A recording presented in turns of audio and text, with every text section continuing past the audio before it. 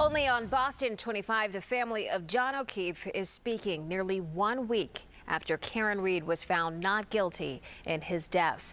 His cousin and former Boston 25 employee spoke with reporter Daniel Coates. He's live outside Norfolk Superior Court. Daniel. Rachel, that cousin told me tonight she's in one of the worst mental states of her entire life after hearing that dramatic verdict last week right here in Dedham. After an agonizing 3.5 days of jury deliberations for her entire family, they now have an answer. It's not the one they were looking for, and they say tonight everything's changed. The only way that we would have found some kind of peace in this would have been a guilty verdict. John O'Keefe's cousin, Vanessa Rizzitano, and her family heard the opposite last week. All right.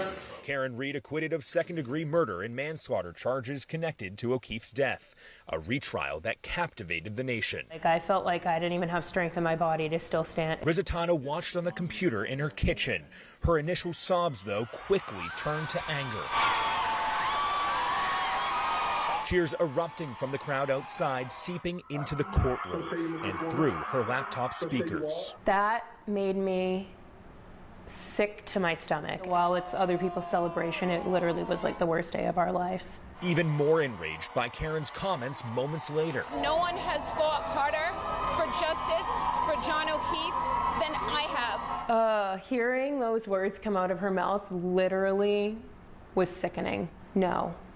The prosecution, his family, his loved ones, including myself, we're the ones that fought the hardest for Johnny, not you. Rizzitano thought of her cousin Johnny like a big brother. She lived with him as a young child and later in Canton as a young adult out of college. Now she's deleted her social media and stays off the internet in the wake of the trial, claiming her family's at the receiving end of unbearable harassment online. They think that the loss of my cousin and a grieving family, they find that entertaining, and I think that's so sick. He would be ashamed knowing how our family's getting treated. Still carrying the memory of her cousin every day, she and her family have noticed John's spirits present now more than ever.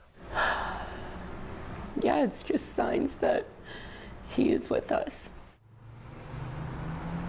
Rachel, the family tells me they're now navigating a new normal and life after that verdict came down last week here in Dedham. But they tell me their #1 priority right now is to make sure John O'Keefe's life and legacy lives on.